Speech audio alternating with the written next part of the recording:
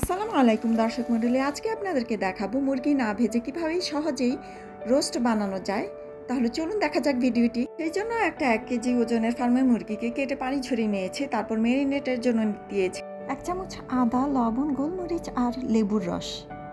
চুলায় প্যান বসিয়ে তার উপর তেল দিয়ে দিয়েছি, আর তেলটা গরম হওয়ার পর 1 কাপ পেঁয়াজ কুচি দিয়ে দিচ্ছি। পেঁয়াজগুলো কিছুক্ষণ ভাজার পর বাদামি কালার হয়ে এলে দিয়ে দিবেন কিশমিশ।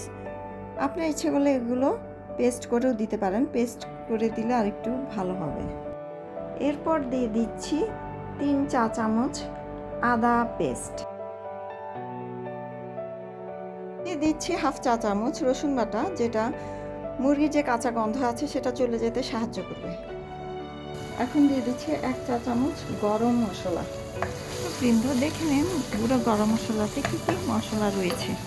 দর্শক মণ্ডলী, আমি এই মশলাগুলো দিয়ে গরম মশলা বানিয়েছি। এখানে আছে জিরা, স্টার অ্যানিস, তেজপাতা, দারচিনি, এলাচি, লবঙ্গ আর গোলমরিচও নিয়ে নেবেন আপনারা। দিয়ে দিচ্ছি খুবই সামান্য পরিমাণে জয়ত্রী আর জয়ফলের গুঁড়ো। এখন দিয়ে দিচ্ছি 3 চা চামচ বাদামের গুঁড়ো। আপনারা যে কোনো বাদাম ভিজিয়ে ওটা পেস্ট করেও দিতে পারেন, ওটা আরও বেশি ভালো হবে। এরপর দিচ্ছে 1 চা চামচ ভাজা জিরার গুঁড়ো। এখন দিয়ে দিচ্ছি সামান্য লাল মরিচের গুঁড়ো।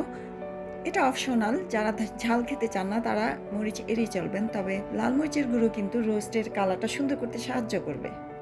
ম্যারিনেট করা চিকেনটা এখন মশলার মাঝে দিয়ে দিচ্ছি।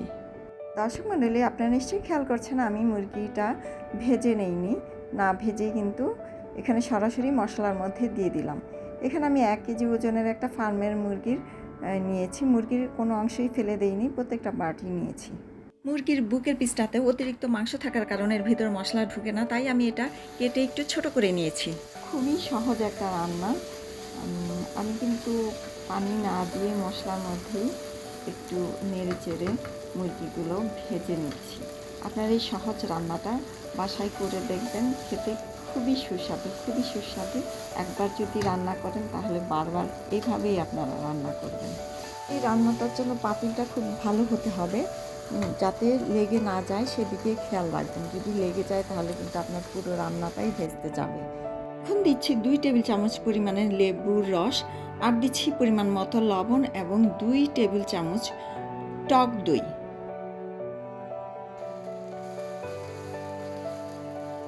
এবার দিচ্ছি 2 চা চামচ চিনি আর লেবুর রসের কম্বিনেশনটা যাতে ঠিকঠাক মতো হয় সেদিকে খেয়াল রাখবেন। এক্ষেত্রে আপনারা চেক করে নেবেন। কিন্তু গ্রেভিটা একটু মুখে দিলেই বুঝতে পারবেন কম্বিনেশনটা ঠিকঠাক মতো আছে কিনা। রসের মধ্যে এর মাঝে দিয়ে দিচ্ছি সামান্য দুধ। এই লিকুইড দুধের মাঝে কিন্তু মুরগিটা পুরোপুরি সিদ্ধ হয়ে যাবে। দিয়ে দিচ্ছি 2টা কাঁচামরিচ, আর দিয়ে দিলাম কিছু বেরেস্তা। বেরেস্তা উপরে দেওয়ার পর আমি 5 মিনিটের জন্য ঢেকে দিচ্ছি। 5 মিনিট পর ফিরে এলাম।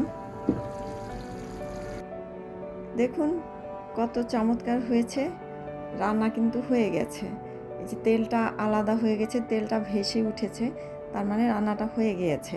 এখন আমি চুলাটা বন্ধ করে দিয়েছি। অনেকেরই কিন্তু জানা নেই রোস্টের গ্রেভিটা কিভাবে ঘন করতে হয়, আর রোস্টের গ্রেভিটা ঘন করার জন্য বাদাম বেটে এর মাঝে দিয়ে দিবেন। বাদামের পেস্ট, দই আর দুধের কম্বিনেশনেই কিন্তু রোস্টের গ্রেভিটা ঘন হবে এবং খেতেও খুব সুস্বাদু লাগবে। ধন্যবাদ সবাইকে ভিডিওটি দেখার জন্য। ঝটপট সুস্বাদু রোস্ট বানানোর জন্য আমার এই রেসিপিটি ফলো করে দেখবেন।